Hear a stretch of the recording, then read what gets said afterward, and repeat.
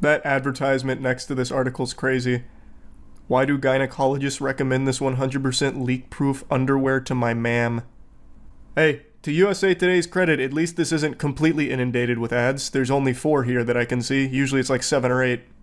Yep, so what came out last night in the P. Diddy case is a lawyer from the Busby law firm has come forward stating that he received thousands of calls over the last 10 days, and they have verified 120 of the victims as legitimate victims, including 25 who were minors.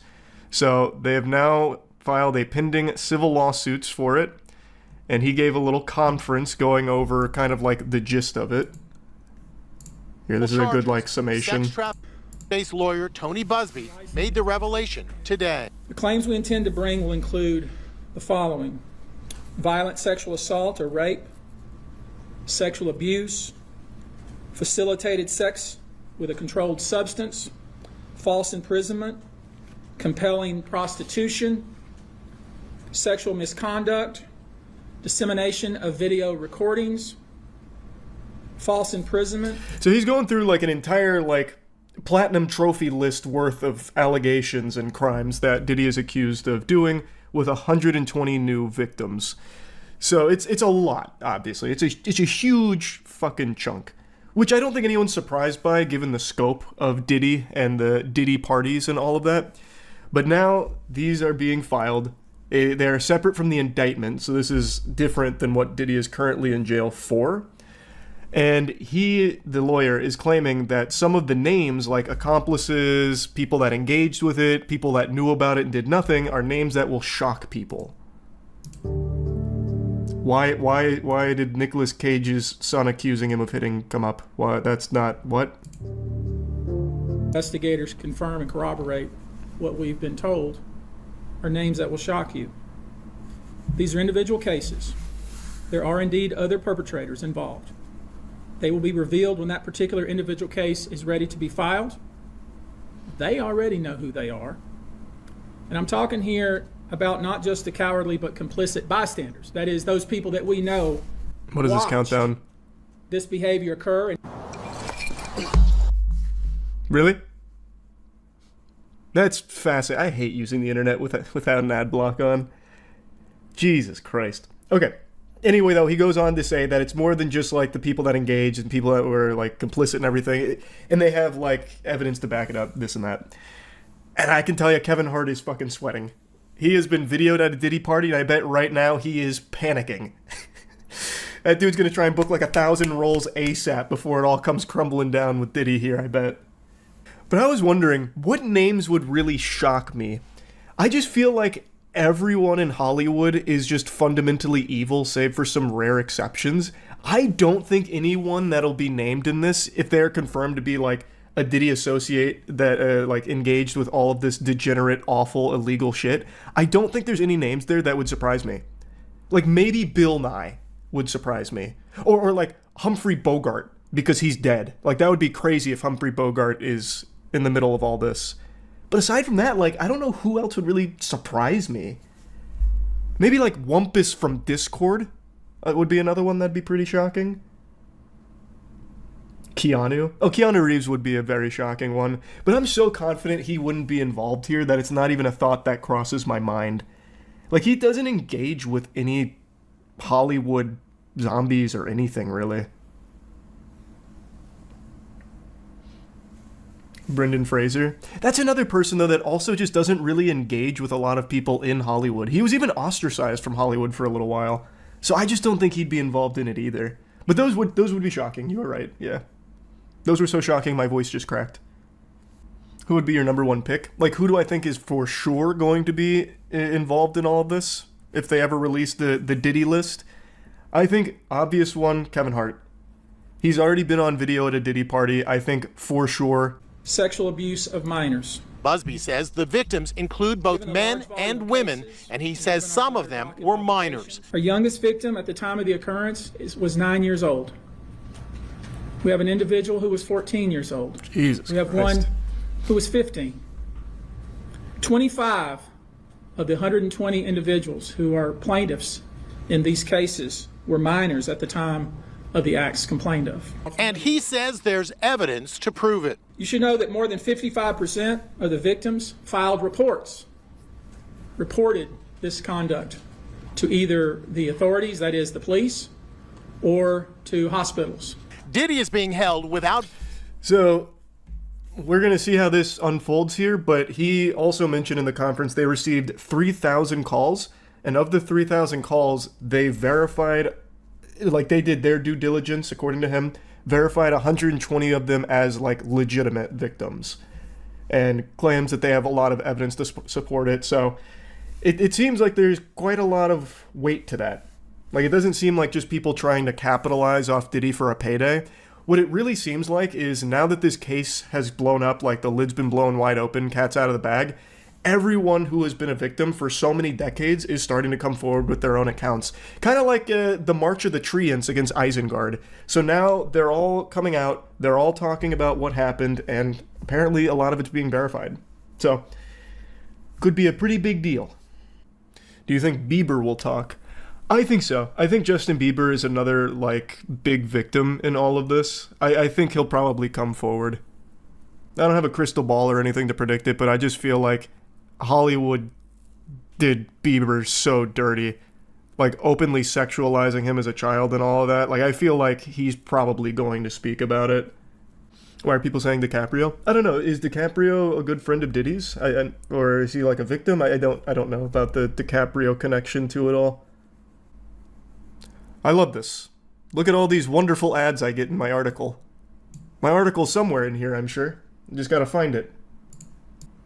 Reports suggest, including Diddy himself, required IV drips. Yeah, this is all what we've known about it for a while, but where is Leo? Here we go.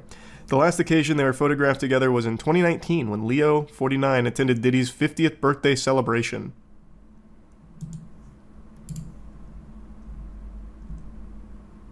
That's crazy. I clicked this link expecting it to have the photograph. What it did is it just linked me back to the same article I was reading to try and farm more ads off of me. You make me fucking sick, Irish Star. We'll see what comes from it. P. Diddy's lawyer hasn't spoke on it yet. He's still too busy fighting on the front lines about the baby oil stuff, so we'll have to wait to see what Mark says. I'm sure Mark will dismiss it as just people like trying to pounce on Diddy for money. That's the angle I think he's going to try and claim. That's just my guess, based on everything I've seen from Mark, but we'll see. I know Costco responded saying they don't even sell baby oil or whatever. I saw. I don't think anyone's surprised. Mark was just fishing for any kind of logical reason. Like, he was doing his best. He is obligated to defend everything Diddy does and has ever done. Like, even with that video of him beating the shit out of Cassie, Mark defends it as like, well, you need to kind of understand the context. She threw her phone at him. So, I mean, you know, like, you know, like, it's not good. It's not good to beat women, but, I mean, we need to remember, she threw her phone. So, like, it's Mark's job. Of course he's going to defend it. God, that LeBron meme has been around for so long, and for the first time it's actually somewhat applicable with Diddy. How will it affect his legacy? If LeBron is somehow included in these claims, and it's, like, verified, it will actually fucking tarnish his legacy. Actually, maybe not. Maybe not. I say that, but then I remember that basketball still celebrates Karl Malone, and he impregnated a 13-year-old. The guy is a rapist, and then they still celebrate him. So maybe it wouldn't, actually. Chat, did Baba Vanga predict this? Oh, we need to check. Yeah, I didn't look at Baba Vanga's predictions to see if they lined up with this. She very well could have. I really do, again, I'll say it again. I really do think Diddy's not going to get Epsteined. I think we'll eventually know the depths of the depravity, and I think we'll know a lot of the celebrities and associates that were engaged. That's my prediction. I don't know who all is going to be implicated beyond, like, the obvious, like Kevin Hart and all that, but I do really think for sure he's not going to get Epsteined. We can only clear one person for certain, 50 Cent. That's the only guy that's innocent. He's been shitting on Diddy for years. Can you imagine, though, if he is actually named in this? That would be... Actually, that name would shock me. That would be one of the few names that would actually shock me. I'm following the Diddy case very closely. I think this is a super serious one that's up there with like the same level of Epstein almost. And in following the case so closely, where I have peepers on it at all times, I'm also following his lawyer pretty closely. So I've watched every interview that his lawyer has done. Good old Mark, a real patriot. The majority of what Mark says is just boilerplate standard lawyer lie speak, just a bunch of babble where when confronted with questions, just basically deflects it or reshapes it. So if he's confronted with a question about the case, he will do his best to steer it differently. So in one interview, someone asked him point blank what he thinks about that video that shows Diddy beating the shit out of a woman. And he says, yeah, that's bad. He basically just says, like, it's not good, you know, beating women, boo, I'm not a fan of that. But we have to remember, he's not being indicted for beating women. Wow, Mark, checkmate. Right you are. We do need to keep that in mind. Surely this video evidence of P. Diddy beating the shit out of Cassie has nothing to do with anything else. You've nailed it there, Phoenix Wright. You're a real shining star, Mark. And that's kind of what he does. He'll take things, be like, oh yeah, no, beating women, not good. But that is not what he's indicted for. In fact, they're coming after him for sex trafficking. Can you believe it? What nonsense. It's ridiculous, and we're gonna prove it in court. We'll give him the razzle-dazzle, a little bit of that slam jam, thank you ma'am, and prove that P. Diddy is an innocent man. It's a bunch of fucking nothing, a giant nothing burger with the way Mark talks about it. I know he knows that P. Diddy is guilty, but he's about to get a fat paycheck for it. So there's not a whole lot I want to talk about when it comes to Mark's interviews or statements, but there are two interviews I want to show you and really talk about because they are beautiful. So Mark's been getting asked a lot about the baby oil.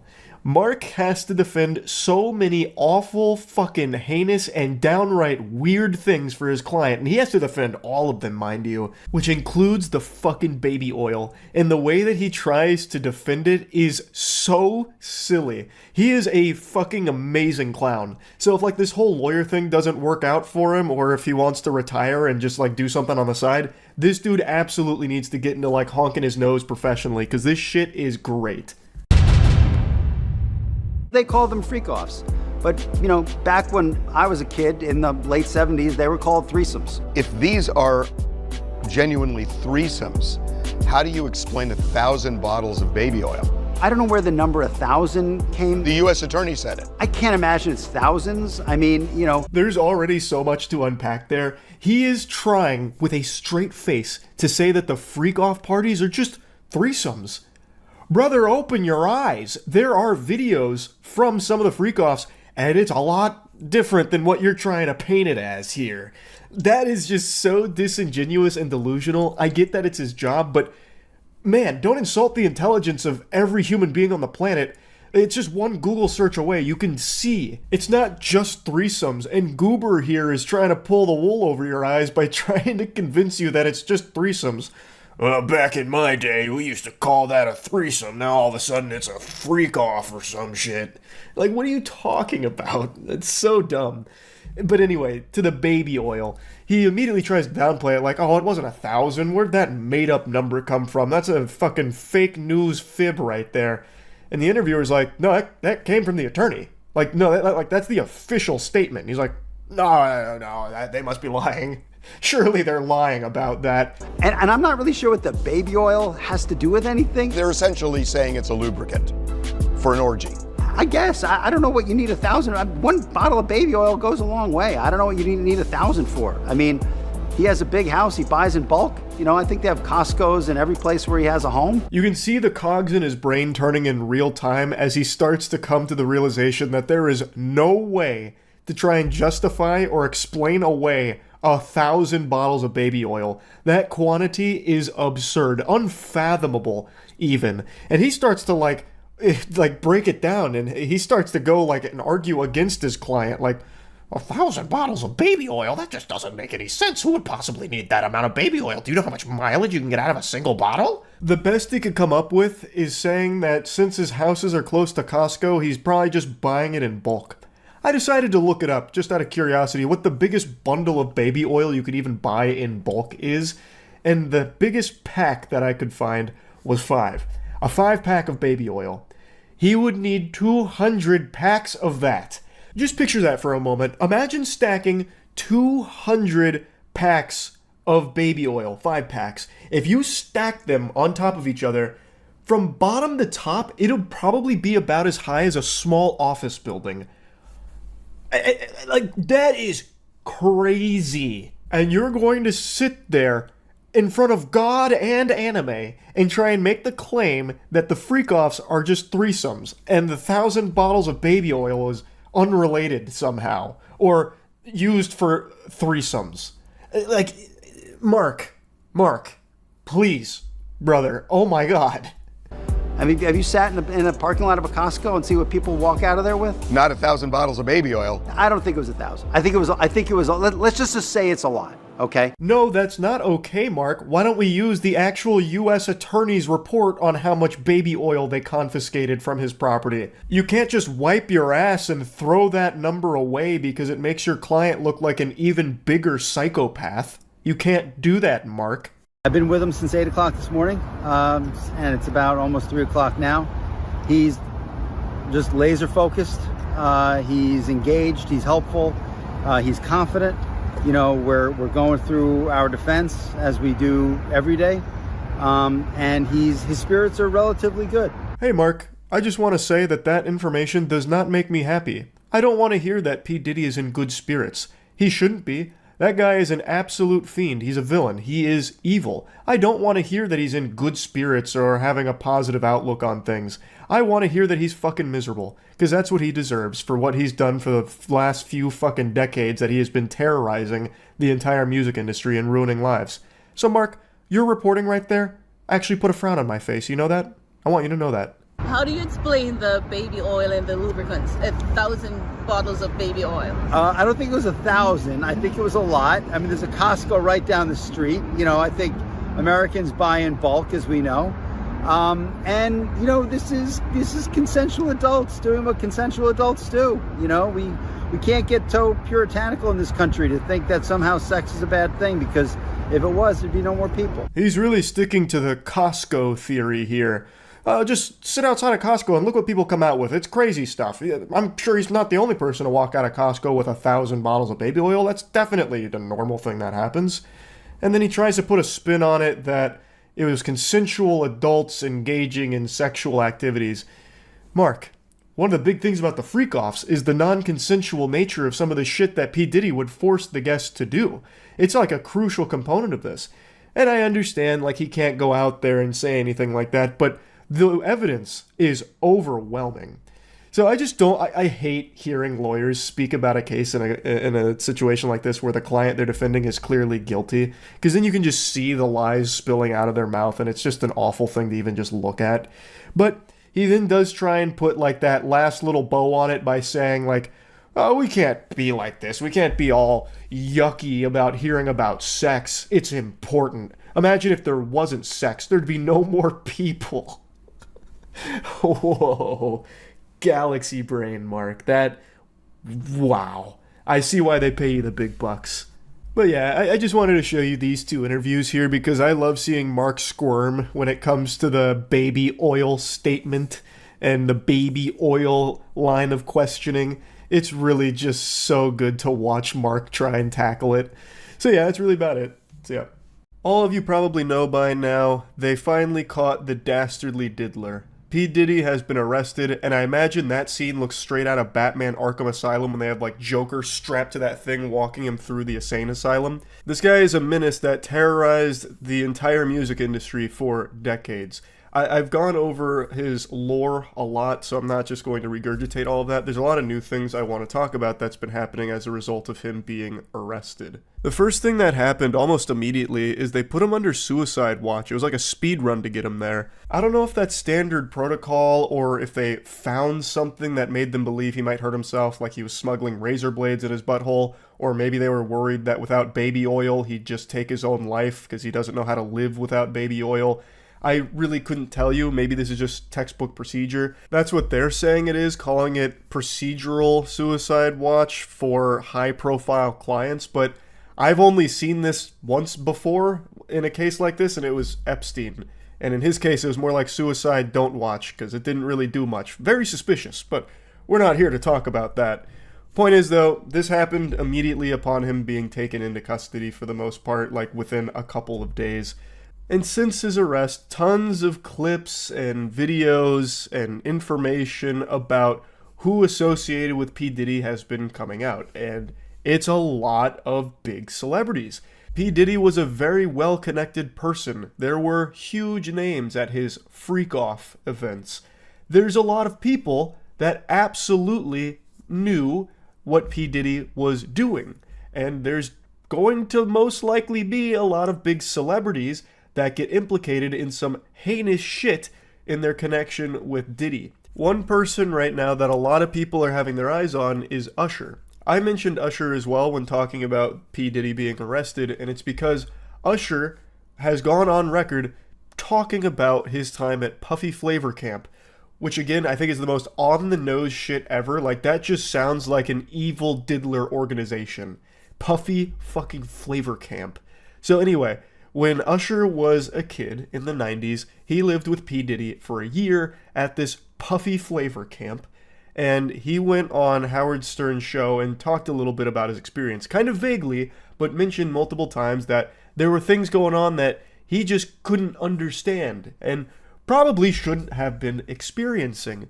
When asked if he would send his kid to a Puffy Flavor Camp, he said, hell no. This is someone who lived through the evilness of P. Diddy and did nothing to prevent it from happening to others, like Justin Bieber, another Puffy Flavor Camp veteran. A lot of Bieber clips have surfaced from when he was a kid in Hollywood, and it is fucking foul. Not just in relation to P. Diddy, but in general, the way Hollywood, like, openly sexualized him as a kid is absurd.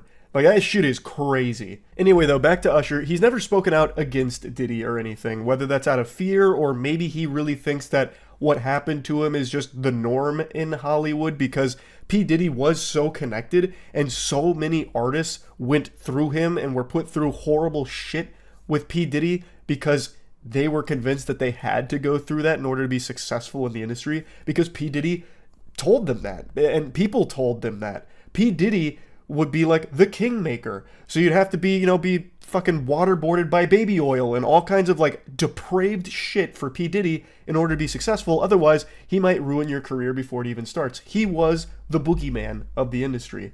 So whether Usher is afraid of what P. Diddy might have on him, or if he doesn't view what happened to him as like a bad thing, I have no way of knowing why, but he's never spoken out against Diddy, which has made a lot of people really suspicious of Usher.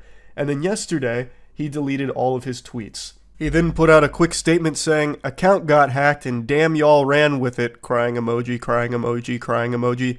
"See you tonight." I mean, I don't think there's anyone on the planet that believes that. You'd have to get up pretty early in the morning to try and pull this fast one on someone. Like, who in the world would take that hook, line, and sinker? You're telling me a hacker went on your Twitter and the only thing they did was secretly delete all of your tweets? Who was the hacker? Your PR manager? What? Usually when an account gets hacked on Twitter, two things happen. Either it starts spamming slurs and like unhinged tweets, or it starts promoting crypto scams. Why would someone hack him just to scrub his Twitter from potentially damaging tweets that might be used as evidence potentially? Like, the timing of that makes no sense. That must be like the most helpful hacker of all time. Who hacked this guy? Captain America trying to protect him or something? Like, what? I can confidently say that's a load of baloney right there. That is some dirty barnacles. Usher did not get hacked. But maybe there's a chance he himself didn't go through and delete them. He might have had one of his managers do it. Like, that's possible, I guess. But either way, it doesn't matter. It was a conscious decision to go through and scrub his Twitter. It had to be. That's the only thing that makes sense. Diddy gets arrested, and then a few days later, his whole Twitter account is scrubbed, and he had a very close relationship with Diddy?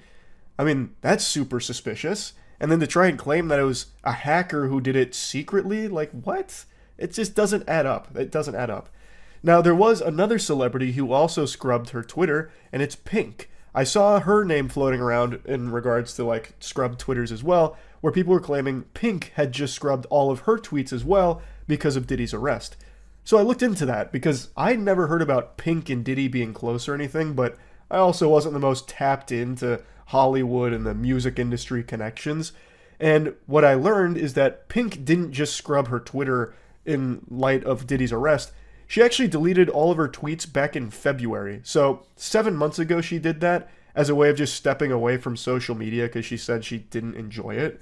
So it doesn't sound like it has anything to do with Diddy. And from everything I've looked at, she's never been publicly around Diddy. It doesn't seem like they're friends or anything. I can't find anything of her talking positively about it or attending one of his freak off events or anything. I don't see any connection like that, so I don't think she deleted her tweets because of P. Diddy. I do believe Usher did, though. I don't think it's some kind of coincidence that his Twitter account gets mysteriously hacked and he has all of his tweets deleted after P. Diddy's arrest and after the public becomes really well aware of how many people P. Diddy was close with. Something smells a little fishy there. So I think this is just the beginning of celebrities and P. Diddy putting the spotlight on the awful shit that they were all privy to. Like I said, P. Diddy is a very well-connected person for decades. Apparently, he was also a big enthusiast of filming some things at these events and would use some of it as dirt on people that attended them, and that'd be another way he'd use to keep people's mouths shut about some of the stuff that would happen there. But I do think that the tapes will probably get confiscated at some point, and I think that information will probably lead to a lot of celebrities getting into some big hot water. Now, there is a celebrity that I haven't mentioned yet that has been in the spotlight a little bit as a result of P. Diddy being arrested, and it's Kevin Hart. So, Kevin Hart is in a P. Diddy video. At one of the freak-off events, Kevin Hart is there.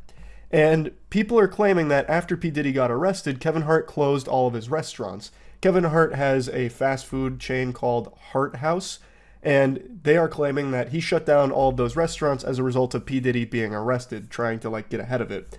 But from what I can see, he actually closed down those restaurants a week before P. Diddy got arrested, so that might not be the reason for it, but it also could be, because I think everyone knew this day was coming with P. Diddy getting arrested, because so much evidence has been coming to light so quickly.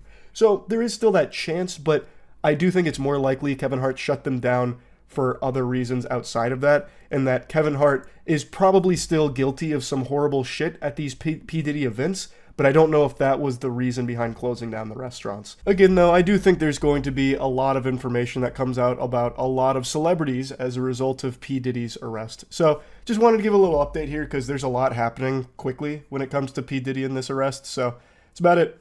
See ya. It's finally happening. P. Diddy has been arrested. Anything is possible! This is a moment for celebration. For so long, P. Diddy has gotten away with heinous crimes that tons of people knew about. From car bombs to assaults to sex crimes, it's like P. Diddy was going for some kind of high score, trying to catch every possible crime like a Pokemon. He has terrorized the music industry for decades and ruined so many lives. In recent times, the evidence against him to support all of the allegations that have existed for decades has been overwhelming and led to a large investigation against P. Diddy, and now it looks like we're reaching the climactic finale with him being arrested. When this story broke last night, the indictment was sealed, but this morning they said, "Open the gates. Let them see." To sum it up, he has been charged with sex trafficking by force, transportation to engage in prostitution, and racketeering conspiracy, alleging he ran an enterprise that engaged in sex trafficking, forced labor, or kidnapping, arson, and other crimes. He abused, threatened, and coerced women and others around him to fulfill his sexual desires, protect his reputation, and conceal his conduct from 2008 till now. The allegations mirror 11 civil complaints filed against him since 2023. Really, that's only the tip of the iceberg when it comes to the P. Diddy lore. He is a horrible menace that has been around for decades. Also mentioned is that he had thousands of bottles of lube and baby oil that were seized from his home during those raids as part of his freak-off supplies. He also had tons of narcotics as well. So Diddy became infamous for his freak-off parties that would go on for days, where he'd force attendees to not only stay there and perform non-consensual sex acts in front of him, but he would just be pumping them full of drugs, and he would be watching while furiously masturbating like a coked-out goblin. So in relation to drug charges, he'd allegedly distribute cocaine, oxy, Xanax, GHB, MDMA, and ketamine. I'm going to be very brave here for a moment and say, that's not alleged. That is confirmed. The amount of drugs this guy had here, he was like Charlie in the Chocolate Factory, but drugs instead of candy. The amount of freaky shit they found in his house must have been like entering a separate dimension. Thousands of bottles of lube, like so much lube it'd make Bad Dragon's headquarters jealous. Thousands of bottles of baby oil, more than Johnson & Johnson's warehouse, probably. I wouldn't be surprised if they found the goddamn Death Note among those freak-off supplies. His legal team seems very optimistic that things are going to go well for P. Diddy. They even released a statement saying, "We are disappointed with the decision to pursue what we believe is an unjust prosecution of Mr. Combs by the U.S. Attorney's Office." Hi, Mark.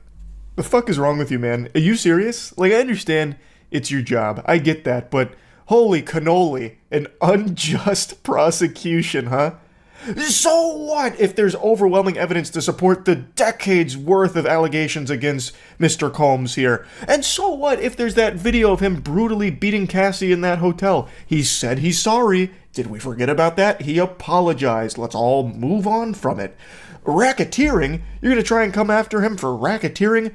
Mr. Combs' brain is so rotted from years of drug abuse, he can't even spell racketeering, much less engage in it. This is a load of hooey. It's unjust. A miscarriage of justice, even.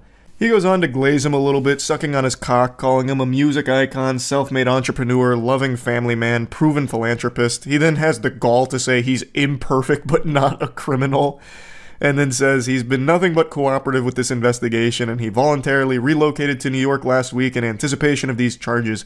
Please reverse your judgment until you have all the facts. These are the acts of an innocent man with nothing to hide, and he looks forward to clearing his name in court. See, that's the thing, Mark.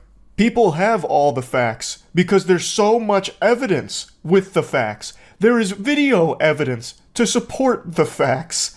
What do you mean? Again, I know he's just doing his job, but that shit is so shameless and foul. I don't know how you sleep at night when you have to defend someone that is obviously guilty like P. Diddy.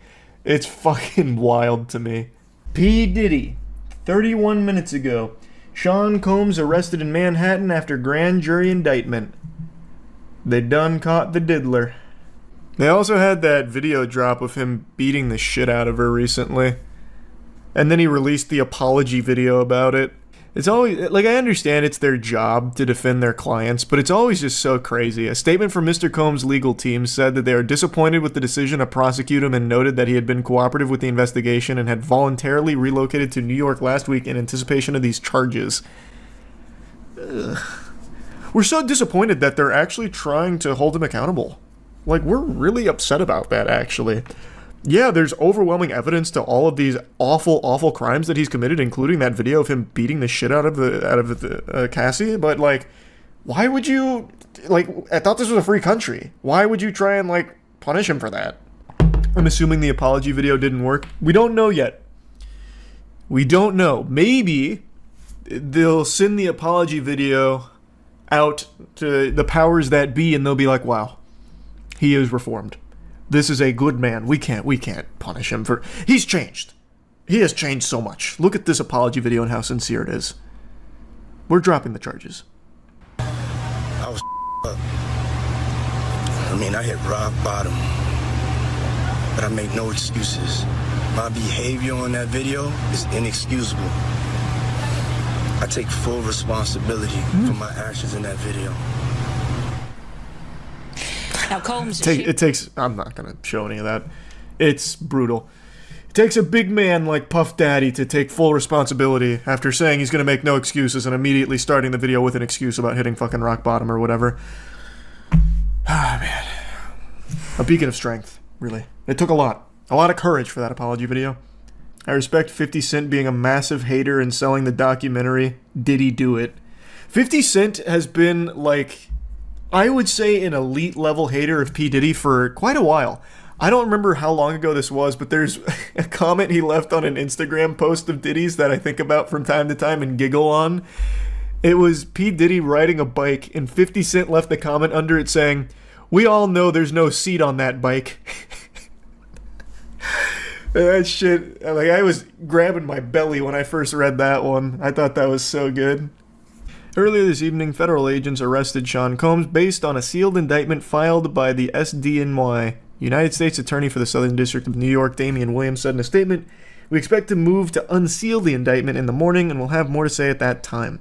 Federal grand jury in Manhattan returned an indictment against Combs, which set in motion his arrest. The charges remain sealed. Oh, keeping him a mystery right now. A little loot box of charges here for him.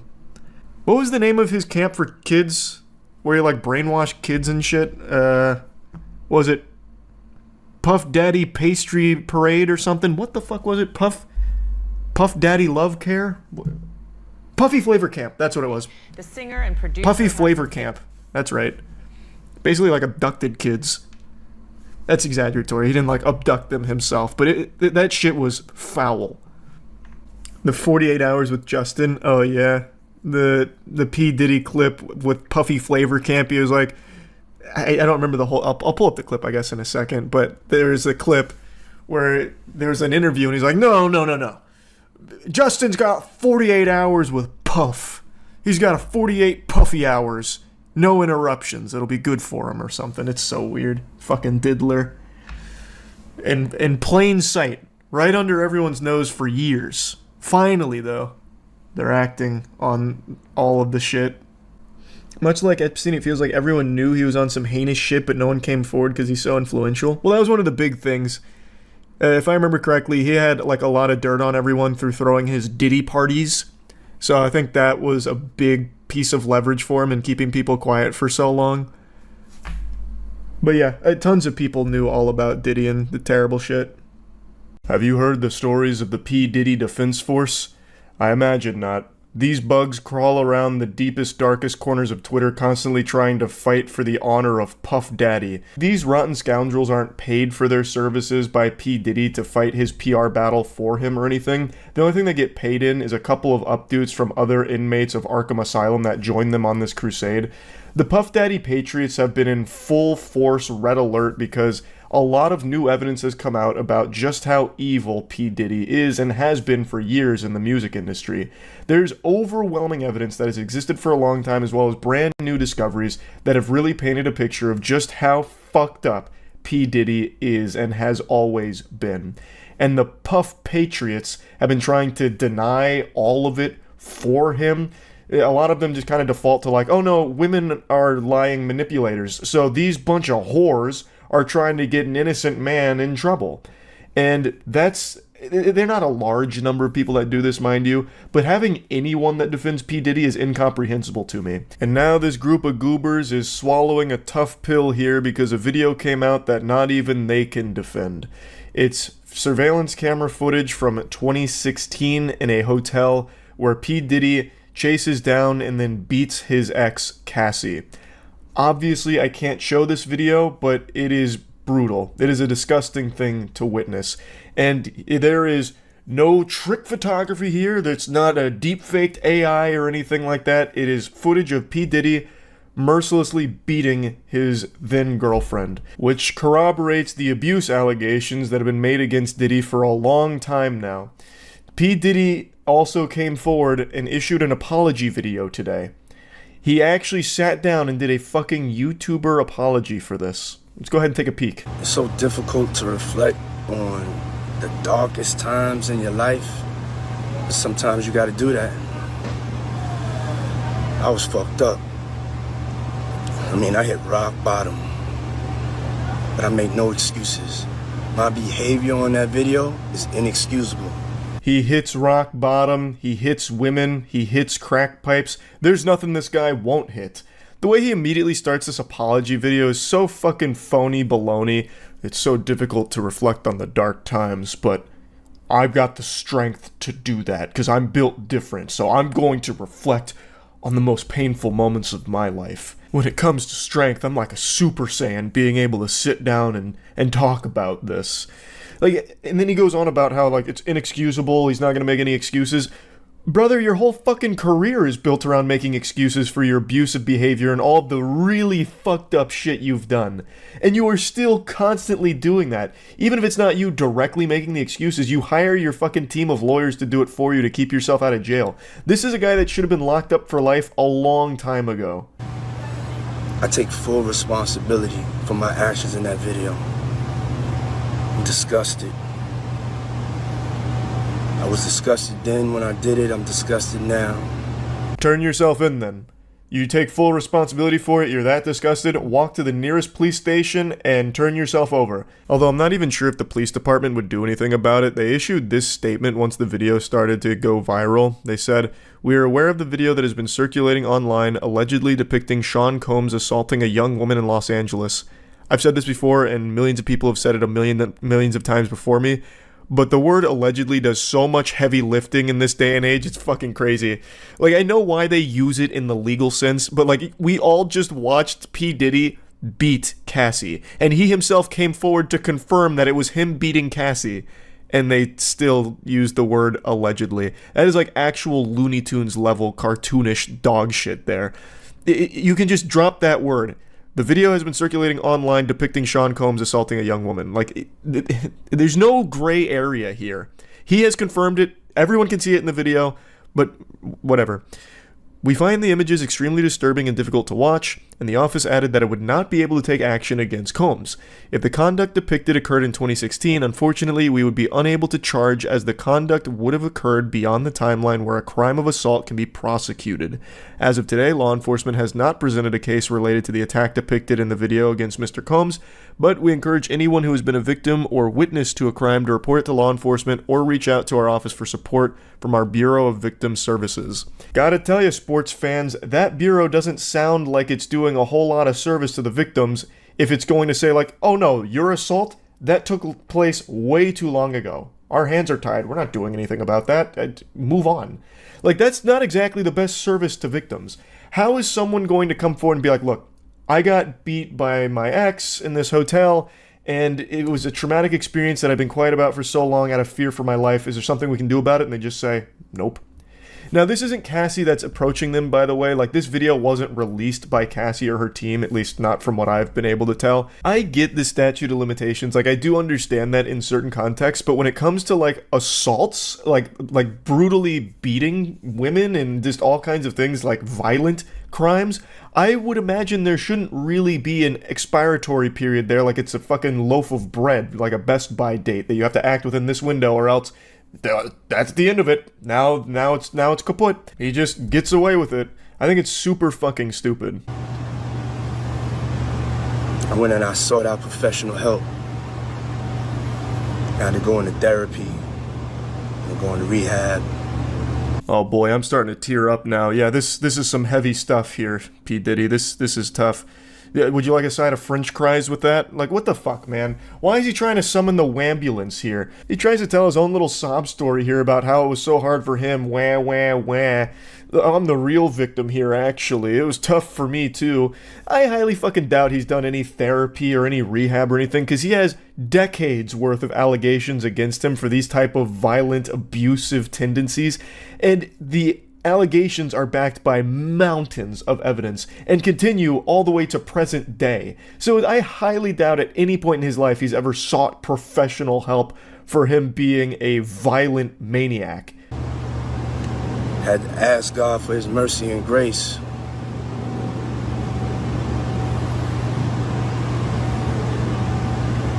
I'm so sorry. But I'm committed to be a better man each and every day. I'm not asking for forgiveness. I'm truly sorry. It's so weird if he's that remorseful about the situation, why he didn't apologize back in 2016, why he tried to bury it to the best of his ability and deny all of the allegations and try and paint all of his accusers in the worst possible light to make it seem like they were untrustworthy and lying about the whole thing. It's so weird how all of a sudden now that the video is out there and it's irrefutable proof of all of these allegations made against him, that all of a sudden now he's got this real heavy burden on his shoulders and it's so disgusting and he's truly sorry for it. He's very apologetic. It's so odd that, like, now he's really apologetic about it, now that he's been caught. Huh. It almost seems really disingenuous to me. But anyway, P. Diddy is one of the most well-documented monsters in the music industry, and it is shocking that he still is not in prison. But with more and more evidence constantly coming to light about this guy, I'm optimistic that eventually justice will be served here. But anyway, just wanted to give you a little update to what's going on with P. Diddy here. The apology video, if I was to put that on the YouTuber apology tier list, that would be a strong F. Fucking terrible. Absolutely atrocious. That's about it. See ya. P. Diddy. I'm sure most of you know that name, and I'm sure in recent times you've at least heard a little bit about the awful things he is accused of. P. Diddy has been a huge individual in the music industry for decades now, and with a lot of new information coming to light about his past as well as what he's been doing behind the scenes, a lot of people are comparing him to the Harvey Weinstein or the Epstein of the music industry. It's abhorrent stuff that's come to light. And in recent times he's become known as the Diddler. And you don't want to fiddle with the diddle. P. Diddy's got a laundry list of extremely serious accusations, and he's embroiled in a ton of controversy as well as lawsuits, and there's just been a lot to keep track of with everything he's accused of. From car bombings to assault to abuse to sex trafficking. It's like he's trying to get the platinum trophy for crime. He's committed like every crime imaginable, allegedly. It's scary stuff. And like I said, there's been so much that I imagine a lot of you aren't even aware of all of it. But luckily, Jackson, Windigoon, and myself did all the heavy lifting and compiled all of the information about everything he's accused of into our Red Thread episode covering P. Diddy. I'll drop a link to the full episode in the description, but for this one, I'm just going to give you all of the most pertinent information concerning the P. Diddy case. We're going to start with Cassandra Ventura's case against P. Diddy. She was in a relationship with him for quite some time and suffered greatly as a result. It initially started with P. Diddy signing her to his record label, Bad Boy Records. He signed her for a 10-album record deal, which is a ton. 10 albums is more than probably most artists have ever put out. Unless you're someone that's just using AI-generated music, it's hard to just shit out 10 albums. That's a lot. Like, that's not small potatoes at all. You're fucking in there for like 30 years to make 10 albums, most likely. And it seems like from the very start, this was all just a ploy, a nefarious scheme from P. Diddy to get Cassandra to be with him. So immediately he started driving a divide between her and her boyfriend. He would leverage his power in the industry to just have control over her. And it's just a horrible, horrible situation. So on the 16th of November of 2023, P. Diddy's ex-girlfriend, Cassandra Ventura, filed a lawsuit detailing a years-long series of abuse perpetuated on her by Diddy. Ventura claims that she was trapped in a cycle of sexual abuse, violence, and sex trafficking, listing that Diddy, A, raped Mrs. Ventura in her home after she tried to leave him, B, often punched, beat, kicked, and stomped on Miss Ventura, resulting in bruises, burst lips, black eyes, and bleeding. C, blew up a man's car after he learned that he was romantically interested in Mrs. Ventura. D, forced Mrs. Ventura to engage in sexual acts with male sex workers while masturbating and filming the encounters. Ran out of his apartment with a firearm in pursuit of a rival industry executive whom he learned was nearby. All right, never mind. He could have absolutely killed Tupac if he's doing shit like that. He's assassinating rival industry executives. Yeah. Yep. So for what it's worth, I don't know if you clarified, but the car explosion was actually Kid Cudi being the victim. So Kid Cudi's car exploded in his driveway, and P. Diddy is the one that's blamed for it. Cassie was in a relationship with producer Ryan Leslie from 2004 to 2007. It appeared from the start, however, that Diddy was interested in a relationship with Cassie. He started to push her away from Ryan and forced a divide between them. Diddy was in a long-term relationship with Kim Porter, which ended in 2007 due to his alleged infidelity. Even while in his previous relationships, Diddy would apparently not allow Ryan, her boyfriend, around, flirting with Cassie and forcing her to do drugs while she was in private with him. Cassie was young and impressionable, and Diddy flaunted his wealth, showing his ability to look after her or control her. Diddy had the ability to skyrocket Casey's career, but in return, He seemed to have wanted her obedience and loyalty. She feared that rejecting him would harm her future career and album deal, so she eventually went along with his request. So just the like age-old manipulation tactic that all of these like Hollywood producers and all these executives have used time and time again. It's like you want to be famous, don't you? Yeah, you want to be famous. Just holding it over their head.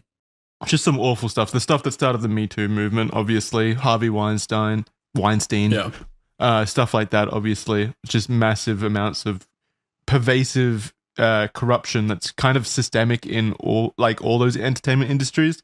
And yeah, I'm not shocked at all that Diddy is one of them, the biggest proponents of it. Yeah, people using their power to get sex. Yeah. Casey decided to leave, prompting Diddy to repeatedly message her throughout the night, accusing her of leaving him high and alone. Imagine getting those kinds of messages and these actions from what is ostensibly your boss.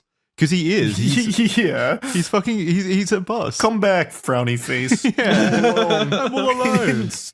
You're just gonna leave me like this? I'm scared. Yeah. I'm high and I don't want to be alone.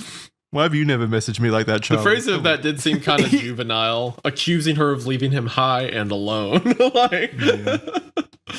I'll start sending you those text messages, Jackson, when I'm out, like at a bar. It's like, Jackson, I'm so lonely. Where are you? Why didn't you come? Why aren't you here? Where's my hug? Yeah, where's my hug? But it's a little funny that someone whose whole mantra is like, as a big, tough and rumble rapper, part of the lawsuit is that he had a cuck fetish, you know? I mean, that's how that always goes, right? Like, I feel like we see that a lot with like these perceived powerful people, like strong guys. It's always like, well, he actually really like to watch me fuck other dudes in front of him. Happens all the time. Oh, yeah? Yeah, you think you're tough? You think you can take my girl? I bet you'd like to. Why don't you do it right now? Go. And there she is. You think you're so tough, huh? Why don't you fuck my girl? Oh, you think you're such a fucking tough guy, huh? In 2007, there was another instance where Diddy paid a promoter to create a fake flyer for a party supposedly hosted by Casey. This provided her with an excuse to travel to Miami and away from her boyfriend. Casey was unnerved by Diddy's ability to manipulate others into lying for him, and she felt extremely uncomfortable with the entire situation. This guy had a fake flyer to have her fly down. This is the most like high school, elaborate shit, just so he wouldn't feel lonely. Yeah. Casey alleges that Diddy or his management controlled every aspect of her life.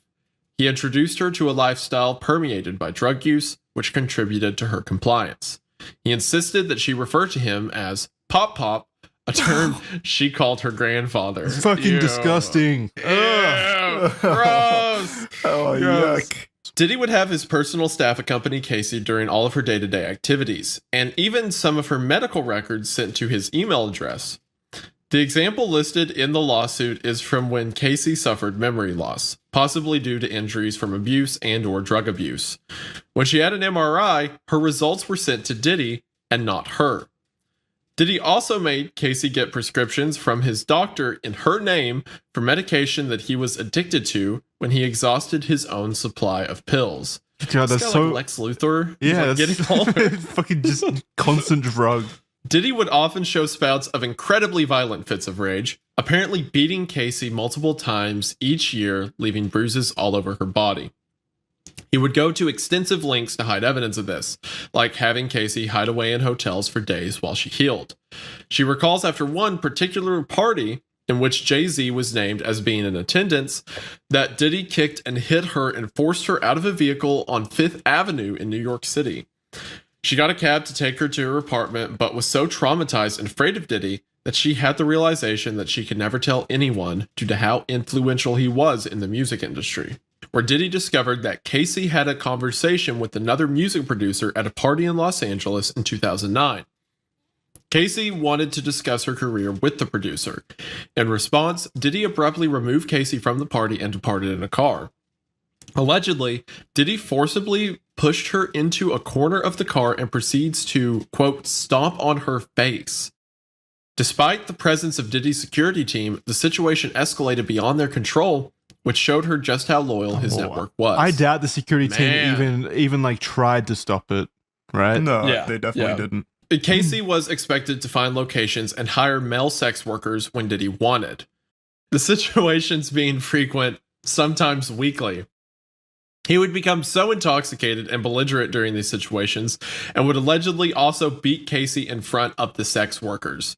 The lawsuit lists multiple locations where this, what Diddy referred to as our secret to Casey, would happen, including Trump International Hotel, the London Hotel, the Intercontinental Hotels, and more. Man. Hotel suites would be decked out with baby oil and Astroglide, and Diddy would provide Casey and the sex worker with seemingly endless supply of drugs, including ecstasy, cocaine, GHB, ketamine, weed, and alcohol. What's GHB? I have no idea. I don't know what that stands for. Diddy would film these encounters, and even when Casey deleted the videos, Diddy would claim that he had backups. So using it for blackmail, probably, like hoarding these videos. Oh yeah, absolutely. Casey tried to escape Diddy multiple times, but he utilized his staff and networks to lure her back in. During a brief breakup, Casey actually dated musician Kid Cudi. Diddy was irate as he had found her phone and saw emails between her and Kid Cudi. He apparently had a manual corkscrew in his hand and charged towards Casey in an attack. In a panic, Casey escaped to Kid Cudi's home. She returned to Diddy, however, as she felt as though she had no choice when Diddy would ask to just talk to her. Diddy was still enraged and hit her multiple times. Casey says that he threatened to blow up Kid Cudi's car. Around this time, Kid Cudi's car did explode in his driveway, and Cudi has since come out and confirmed her version of these events. It's probably just a coincidence, right? Yeah, just faulty wiring somewhere. Casey says she was stuck in a cycle of abuse, trying to run away, being trapped, apologizing, and coming back. It was a rotation of bruises, black eyes, busted lips, and heavy amounts of makeup. She believes that Diddy paid Intercontinental Century City $50,000 for hallway security footage that showed him beating and throwing glass at her. Man, if that's fucking true, if that is true and they have proof to back that up, that Intercontinental Century City is complicit in hiding evidence of domestic abuse, fuck whoever accepted that offer it had to at be that a hotel. manager or something, right? Because it's not like 50,000 is a bribe to the whole organization or anything. Yeah, it'd be nothing. It'd go to an individual, so they need to find the individual. They arranged a dinner in 2018 where she thought they would be discussing their official separation. However, instead they returned to her apartment after the dinner and he forced his way in and onto her. She repeatedly asked him to stop and attempted to push him away. She was sexually assaulted and this left her traumatized, and says she continues to suffer emotional distress. Just one day after the lawsuit was brought against Diddy, they settled outside of court. The terms of this were not disclosed, and Diddy's attorney in a statement made it clear that this was not an admission of wrongdoing. Cassandra's statement in this says, "I have decided to resolve this matter amicably on terms that I have some level of control. I want to thank my family, fans, and lawyers for their unwavering support." And Diddy's statement says, "We have decided to resolve this matter amicably. I wish Casey and her family all the best. Love." This next allegation is from a woman named Liza Gardner. On November 24th of 2023, another lawsuit was filed against Diddy and singer Aaron Hall. So it was a suit against two people by Liza Gardner for battery, sexual assault, and negligent infliction of emotional distress. The lawsuit was filed within the time frame of the Adult Survivors Act and details an event that happened in 1990. Basically, what happened was Liza and her friend were invited to New York City by a few close friends of theirs who were members of a chart-topping recording group signed to MCA Records, which Diddy was a part of. Liza was from North Carolina at the time. She recounts that they met up with Diddy and Aaron at the offices of MCA Records where an event was being held at the time. Diddy and Aaron were very flirtatious and offered rounds of drinks all throughout the night. So remember, this is in 1990, so this is a long time ago by this point. Diddy and Aaron extended an invitation to Liza and her friend to join them at Aaron's apartment for an after party. There, Liza alleges that she was offered additional drinks and coerced into engaging in sexual activity with Diddy. Following the assault, Aaron allegedly barged into the room and proceeded to assault her as well. After the ordeal, Liza hastily dressed and fled the apartment with her friend following closely behind. And when they were speaking to each other afterwards, they kind of recounted their experiences, and a lot lined up, suggesting that both women had been exchanged between both Aaron and Diddy. Days later, Diddy turned up to where Liza and her friend were staying, and he acted in a Diddy-esque irate manner, something we've come to know and kind of experience over the next 30 years as being pretty common with Diddy. He began to choke Liza to the point where she passed out, and he was also searching for her friend out of worry that she would alert the authorities about what had happened. This lawsuit goes into just really disturbing details, like apparently Aaron Hall had bragged about engaging in sexual activity with minors as well. Like there's information in the lawsuit about that specifically, and confirmed that Diddy was sometimes in the room when this was happening, so he was at least complicit to the conversations about some really disgusting stuff happening with minors. So one thing that you didn't mention here is that she was 16 at the time. The Liza Gardner was 16 during this period. Okay. Yeah, that sounds about right. I don't know why that wasn't in there. It's awful. Yeah, I double checked, and yeah, according to NBC, the amended complaint filed by Gardner on Tuesday, which was like a week ago, obtained by NBC, said she was 16 at the time, thus too young to consume alcohol or consent to sex. So that's in the amended lawsuit? Maybe that's why I didn't see it. Yeah, this is the, That might be why it's not there. Because I remember seeing that headline, and the fact that it wasn't there, I just thought it was important to mention as well. Yeah, so yeah, maybe you just missed it because this is pretty brand new. Charlie, you can take the next one. Sure. This next one is Dickerson Neal versus Combs. On the 23rd of November, 2023, a lawsuit was filed against Diddy, Bad Boy Entertainment, and Combs Enterprise, LLC, by Joy Dickerson Neal for suffering as a result of being drugged, sexually assaulted, and abused and being the victim of revenge porn. The lawsuit was filed within the time frame of the New York Adult Survivors Act, same as Liza Gardner's. Joy was a student at Syracuse University studying psychology. She was looking to make a step into the music industry and also worked many odd jobs in the industry, such as a receptionist at a renowned talent agency and as a location scout. When they met, Diddy made several advances on Joy, but she had heard that he had a reputation of treating women badly and rejected him every time. So he already had that reputation. Yeah, and this was in 1990. Yeah, before he even had like his massive amount of fame to his name. Fucking Christ. In January 1991, she eventually agreed to meet Diddy in New York, but she chose the Wells restaurant in Harlem as she was reluctant and knew the employees there. During the evening, she started to feel more comfortable. They were sharing drinks and food, and she made a point to say that there was a period of time that she went to the bathroom and she left her drink unattended. Didn't want the date to end, and invited her to run errands with him. And once they were in the car, he brought out a blunt. Originally declining, Joy felt pressured to take a hit, and Diddy told her he would have her home with enough time to study. After this, Joy says her memory is incomplete. She remembers feeling rubbery in the legs and being unable to stand, and he brought her to a music studio. Then she recalls being outside of where Diddy was staying, possibly thinking that it was his house, but an acquaintance of both of theirs answered the door. Once inside, she was sexually assaulted, and due to being drugged, was unable to fight Diddy off. She says that the day after, she was in so much pain in a way she had never felt before, and held a lot of embarrassment and shame. This resulted in her not going to the hospital or reporting the incident, instead seeking safety in her apartment. Devontae Swing, a member of the group Jodeshi, would inform Joy a few days later that Diddy had filmed himself assaulting her and showed him and others the video. She was horrified to hear that everyone had seen it and that it would haunt her for the rest of her life. Joy recalls that Devontae wanted to speak up about it, but was scared that the band would lose their record deal as they were in the midst of recording their album Forever Lady. Holy shit. So they saw this video, still didn't do anything about it, and he is bragging about assaulting her and filming it. Well, he not just bragging about it, they showed the video. Yeah. They was just willingly showing these to people in the industry. Again, it's just...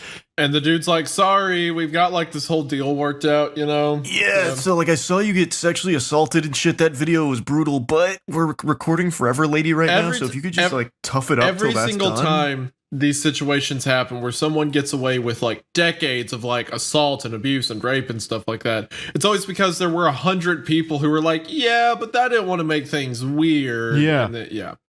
Yeah, we just had so much going on that was in jeopardy if I was to report this. It's is it that urgent? Do I need to report it? We're doing great on This iTunes. record. I don't want to kill that momentum or anything. Yeah. What's that fucking saying that's always overused about how like the only the one thing that like lets bad people do bad things? is a good Evil person not prevails being- when good men do nothing. Yeah, something like Yeah, that. that's the Call of Duty quote Yeah. that comes up when you get killed in COD 4. I'm pretty sure it's a Churchill quote originally, but yeah, it gets used everywhere. It's true though. Like so many situations here could have been prevented if the people witnessing these events had put aside their ambitions, their goals, their fear of them being like targeted by Diddy, and instead done the correct thing and alerted the authorities about just the troubling stuff. This is 1991. You could have stopped Diddy before he ever even spiraled even more out of control. He wasn't this even could have that. ended. He was successful, of course. I'm not gonna claim that he wasn't and that he didn't hold some level of power, but he wasn't Diddy, the the billionaire media mogul, like empire creator that he is now. Like it would have been way more possible back then. I also just don't understand because like I feel like you gain so much more by being the one to blow the lid off it, right? Like Now, this yeah, band back or then, this no. group, I'm not even familiar with, and they were so excited for this album that I don't know. But I probably would know them if this was the group that led to him going to jail for these kind of things and stopping him. Like they would have had so much more success. I don't think back then, but now, yeah, like in current year where everyone's so connected and like the allegations and stuff like that gets a lot more screen time and people taking it seriously. But back then, all it would have taken was like B Diddy saying like "no you" or something, and then like now they're shunned and no one believes them. Yeah, I guess that's true. Maybe back then it would have been different. Joy had tried to file reports against Diddy and had even allegedly spoken to several prosecutors with the intention of pressing charges. But members of the law enforcement told her that she needed witnesses or people who had experienced similar assaults. People around her were terrified to speak up against Diddy, as he was powerful and could ruin future opportunities. He was also known to be violent, and they seemingly did not want to be at the other end of his anger. God damn it. This is Lil Rod. On 26th of February 2024, a lawsuit was filed against Diddy, his son Justin, multiple members of his staff, and Chalice Recording Studio, Love Records, Motown Records, Universal Music Group, Combs Global Enterprises, and more by Rodney Jones. Rodney Jones, or Lil Rod, was a former producer and videographer for Diddy. He worked on 9 songs on Diddy's album Love from September 2022. I put all that together. He worked on 9 songs on Diddy's album Love from September 2022 to November 2022. I thought that was the name of the album, Love from September 2022. I was like, what the fuck is that name? The album name is Love from September 2022 to November 2023. A very specific period of time of love for Diddy. Great year of loving, I suppose. But yeah, so he worked on that album, 9 songs for Love, and he lived with Diddy for months at a time. Lil Rod is said to have many witness statements, video, audio records, and images which corroborate his complaint. Apparently, Diddy required Lil Rod to film him all the time, and on Which is a several great occasions took his idea. phone- Which is a great idea if you're committing crimes constantly. Like fucking Christ. Hi, I'm Diddy. Welcome to Jackass. Make sure you film this. What a fucking idiot. Of course, it's not idiocracy though, it's confidence. That's what's annoying about this to me is he's not an idiot. Well, he is, but he's not an idiot in this way. He's just extremely confident that he's not going to be caught and no one will care. That's what's so annoying. It's his ego. Yeah. So on several occasions, took his phone and recorded himself. So he started vlogging his own shit too. Yeah, great. This has resulted in hundreds of hours of footage and audio recordings of Diddy, his staff, and guests engaging in illegal activity. Lil Rod claims to have irrefutable evidence of the acquisition, use, distribution of ecstasy, cocaine, GHB, ketamine, marijuana, and mushrooms, the displaying and distribution of unregistered illegal firearms, case 124CV 01457, document 1 filed on 2/26/2024.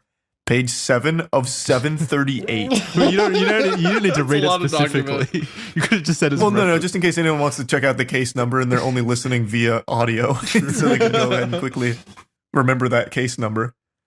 Mr. Combs providing laced alcoholic beverages to minors and sex workers at his home in California, New York, the U.S. Virgin Islands, and Florida. Man, they got him in 4 different places handing out beer to kids. Keep in mind, He wanted all of this documented. Him Yeah. lacing alcoholic beverages and giving them to minors and sex workers at his homes. Do you think he was doing it to like jerk off to it, like he was proud of what was happening, or was he actually like gonna use it in promotional footage or something? You think he's jerking off to videos of him hanging out with his friends and stuff? Yeah, like I don't know why he'd even want any of it recorded. Like, there's nothing that you could use that for. Like, oh, I want to. Hey, Lil Rod, can you pull up that party from like 2 weeks ago? I want to see me give this kid some beer again. Well, like, hey, what, like I don't yeah. understand. No, maybe it's when he's feeling lonely. He looks back at it and sees all the fun times he had with his friends. He probably wanted to do like some video with it, or like Yeah, be like a like, rap no, this video. is my life. This is what it's like. This is the lifestyle, you know, like. I don't know. I think another equally possible thing is this guy's got actual amnesia, like he has memory loss problems from all the frequent drug abuse, and he needs this footage to remember his life. It's like 50 First Dates, the end of 50 First Dates. He wakes up to this playing on the TV to remember his whole life. He's like, oh shit, that's right, I'm a criminal. I beat women, of course.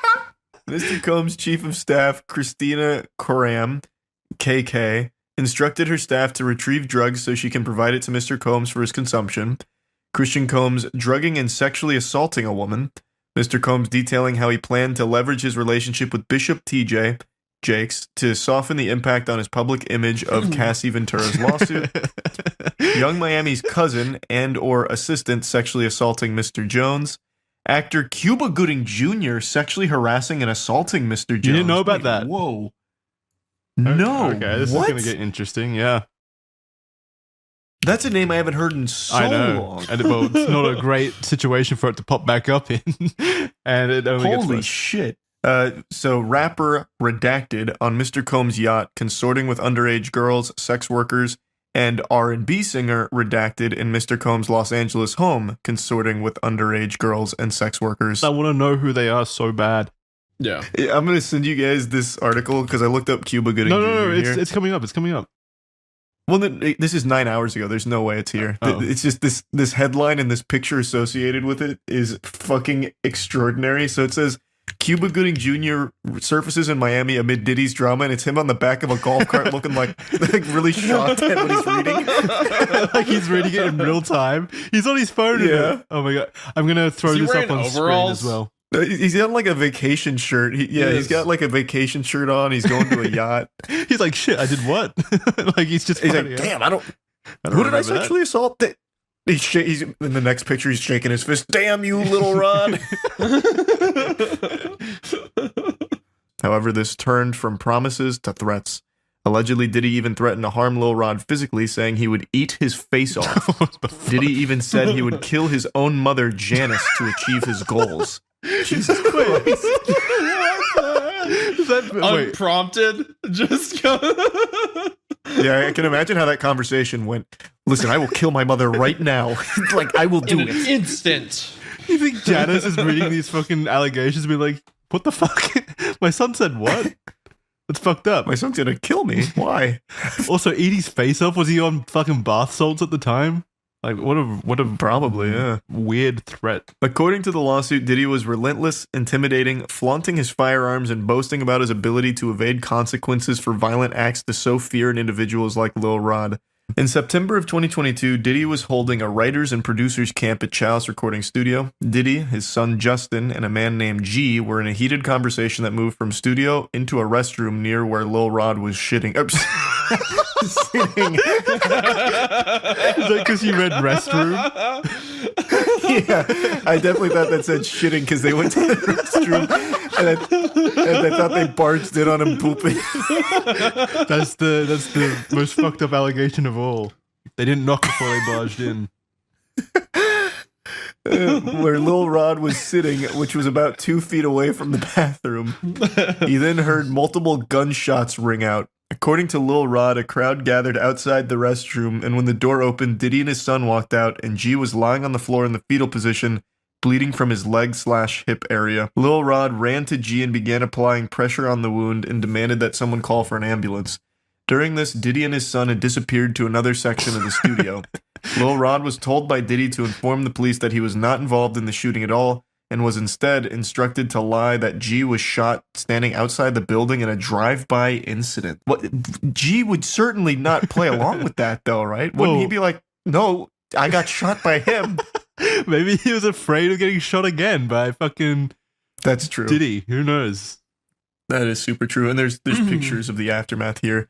Lil Rod says that he still has the clothing that he wore that day, which he thinks may still have G's blood and DNA on it, and provided photos that show the assumed blood and mess inside a bathroom to prove that this wasn't a drive-by shooting. Lil Rod suffers from PTSD, severe anxiety, depression, and insomnia from this event, as the gunshot was so close to where he was sitting that he thought it likely that he himself was about to get hit. So there is photos of this blood in the bathroom and everything. Yeah. And definitely doesn't seem like a drive-by. Unless the drive-by was by the bathroom. Yeah, I don't think so. While living with Diddy, Lil Rod says he was the victim of constant and unsolicited groping and sexual harassment by Diddy. He was also forced into working in environments like Diddy's bathroom, where he would walk around naked. Lil Rod expressed his discomfort to Christina Karam, who was chief of staff to Diddy. She responded with, Sean will be Sean. What the fuck? How was this made? Just what was the absurd lengths they went to be like, it's just dudes being dudes, all right? Get your pants off. I've got some Astroglide. She was fucking chief of staff. Like, she earned that position. And walk around naked, grope everyone. Yeah, that's just quirky old Sean. Yeah, maybe you should talk to someone about that instead of perpetuating and accepting it. She also attempted to downplay the groping as friendly horseplay. That's even worse than Sean will be Sean. What are you getting so upset about, Lil Rod? It's just he diddling your balls. What, you don't do that with your other friends? Then she slaps his ass. It's like just the worst working environment. Lil Rod also believes that Diddy was grooming him to pass along to his friend Cuba Gooding Jr. They met on Diddy's boat, and Diddy left Cuba and Lil Rod together in a makeshift studio on the yacht. Cuba then began groping and touching Lil Rod, who felt extremely uncomfortable in the situation. Apparently, Cuba did not stop until Lil Rod actually pushed them away. Lil Rod says that he was often forced to solicit sex workers. Diddy would also want him to perform sex acts at his pleasure. Another incident on Thanksgiving saw Diddy asking Lil Rod to solicit sex workers from Booby Trap on the river in Miami. Shout out. Did he actually provide? I think it's Booby Trap on the river. Oh, that's the whole name of it? I think so. Like, is there only one river Booby in Trap Miami? on the river? Yeah, I have no idea. I've never heard of that. You've never been? But anyway, Diddy provided Lil Rod with a bad boy baseball cap and forced him to wear it at the venue. It was a signal to sex workers that Diddy was in town and Lil Rod has been sent by him. Oh my god. They have their own code. That's like a sock on the door. Lil Rod did not want to do this, but was intimidated by Diddy and felt forced to. He felt Diddy had some level of power and influence over him. In February 2023, Diddy compelled Lil Rod to bring sex workers back to his home. Here, Lil Rod believes that he was drugged by Diddy. He woke up naked and confused in bed with 2 sex workers and Diddy. He recalls wandering around the house naked aimlessly. Bro, what the heck? Yeah, he also details that Diddy hosted a listening party at his home in July of 2023, and the party consisted of his son Justin, a redacted R&B artist, sex workers, and underage girls. Apparently, at least 5 of the girls were under the age of 16, and Diddy forced all of the women to drink DeLeon liquor laced with what Lil Rod believes was ecstasy. No IDs were checked at this party, and Lil Rod says he felt uncomfortable and attempted to leave, but Diddy forced him to stay.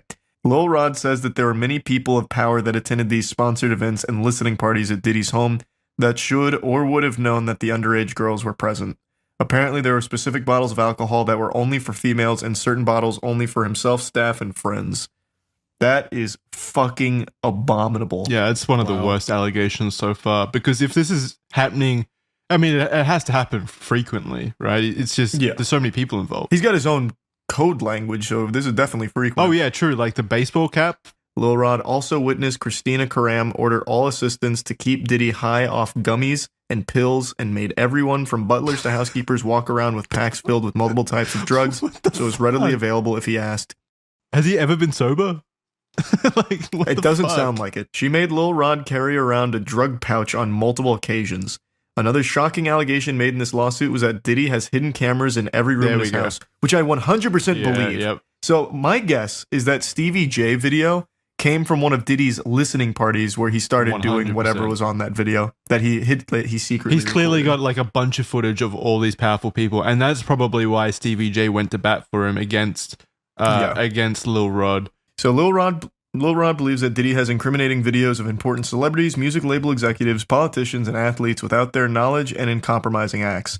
So anyway, the quote from this is, "I have never seen any lawyer in any pleading in any court accuse people in companies of criminal conduct without the slightest basis and then try to file an amended pleading completely jettisoning every allegation underpinning the original claims and substituting completely different and Jesus Christ. Can someone pronounce that for me? Irreconcilable. Thank you. Allegations to support the very same claims." So that's from Universal Media Group's or Music Group's lawyer representation. So they're claiming that because the lawsuit was amended, this is clear, irrefutable proof that some tomfoolery is going on and such. So I don't know if that. I mean, there's fucking photo evidence and apparently hours and hours and hours of footage evidence of all the stuff that Lil Rod is talking about here. I mean, throughout the document, I've got the pictures here. So it doesn't seem like it's just made up to me.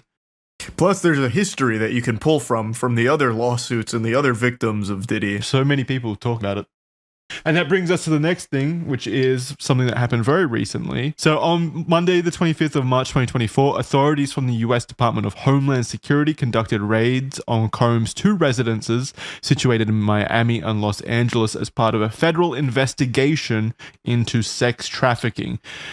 So they clearly had information. If the lawsuits corroborate an unrelated Homeland Security investigation of sex trafficking, that they think the federal government thinks it's worth it to raid two of his houses at the same time. Yeah, shit's not looking good for PD. Like, not looking good. Yeah. We didn't even really touch on sex trafficking in the allegations. Like, I don't think that like this investigation by Homeland Security has even been spurred on by the allegations themselves. No, it hasn't, because like, sure, it can be implied, like maybe sex trafficking was happening with some of the underage prostitutes and stuff like that, but like it's not like a few celebrities filing lawsuits made Homeland Security decide to do this. They've been doing their own investigation for a while. Yeah, that now everything's coming to light at once. So if their determination is that they need to execute a search warrant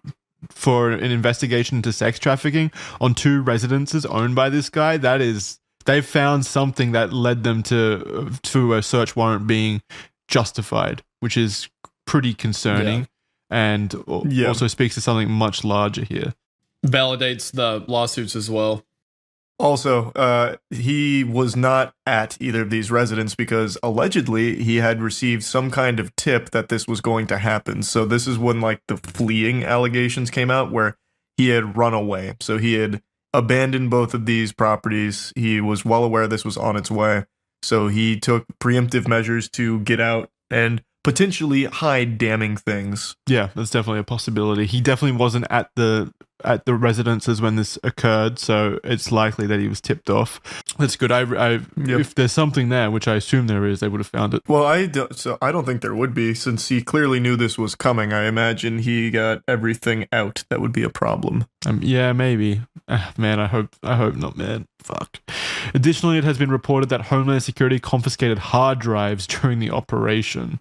But it doesn't stop there. I wanted to end this one on another little anecdote, which is Diddy's relationship with minor artists, so artists who are minors at the time. Due to the allegations of professional malpractice, a new wave of scrutiny was washed over all of the previous relationships Diddy had with minors. As such, a creepy video of Diddy interacting with the 15-year-old Justin Bieber resurfaced, where Bieber was said to be spending the next 48 hours with Diddy. Quote, "He's having 48 hours with Diddy." This is Diddy talking, by the way. Just I should specify. Oh, Diddy says he's having 48 hours with Diddy. Yeah, he referred to himself in the third person. Gosh. Were we hanging out and what we're doing, we really can't disclose. Oh no, but it's definitely a 15-year-old's dream. Diddy, then 40-year-old, says in the video.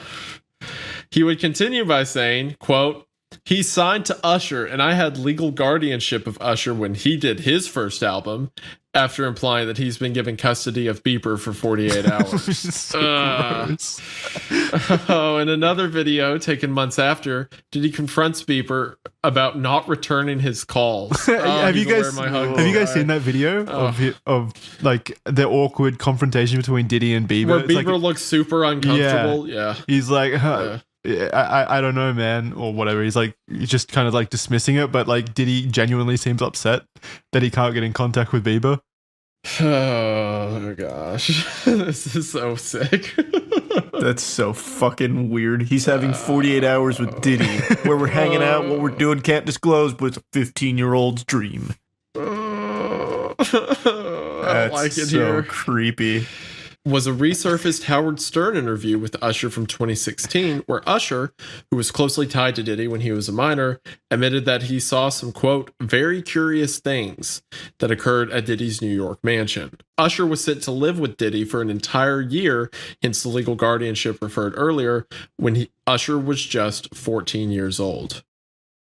Why is Diddy? What is happening with his parents? Why are they just sending children to live with Diddy for like? You hear stories all the time about like, parents would let it happen because they thought it would help the chances at fame or something like that. Yeah, but this they're acting like it's a medieval kingdom. Like they're sending their children as like wards of Diddy. It's so strange. Like, here's your new squire, Diddy. It's Usher. Like, it's so strange. How would this help? How would this help, like, launch a career? You can still work with him without, like, having to live with him. All right. I just don't understand how that even happens in the first place.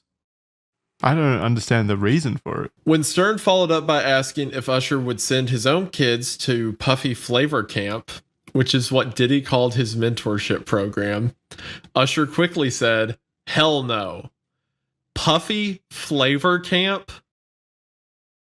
What the fuck? He would have kids come live with him and said it was Puffy Flavor Camp. He's the king of branding. Like, what? I don't know, man. This is so out in the open. I feel like this is one of those cases where when the dust settles and he's in jail for, life within the next couple of years, people will look back at this moment and be like, how the fuck did people not know? How did no one see? Like, this was all That's the right troubling in their face. thing. People knew. Like, I mean, right there, though. Like, this is an example of a celebrity knowing something's wrong and not doing a single thing about it. Like, Usher's like, fuck no, I wouldn't send my kid to Puffy Flavor Camp. I know what happens at Puffy Flavor Camp. Yeah. Well, if you know it, you wouldn't send your kid there. Do something about it. Be a good human being. Exactly, yeah. Jesus fucking Christ. Everyone just stays shut up constantly. Because they're afraid. They're afraid of Diddy and his Puffy Flavor Camp.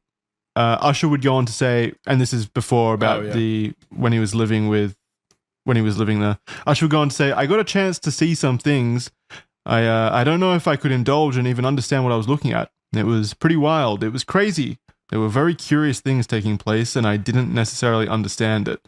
We can't know with guaranteed certainty the validity of the multiple claims of the lawsuits, but there does appear, it's undeniable, there does appear to be a troubling and problematic history of abusive behavior and, frankly, just shocking activity by Diddy that seems to be overwhelmingly illegal and also overwhelmingly covered up by an industry that seems to have a habit of turning a blind eye if it means career security and progression. I don't think any of us disagree with that statement, right? Mm-hmm. I definitely don't disagree. Like I said, I think he's guilty on pretty much everything he's accused of. There's too much evidence, too many similar stories from so many different people. I think that he is guilty. God, I'm like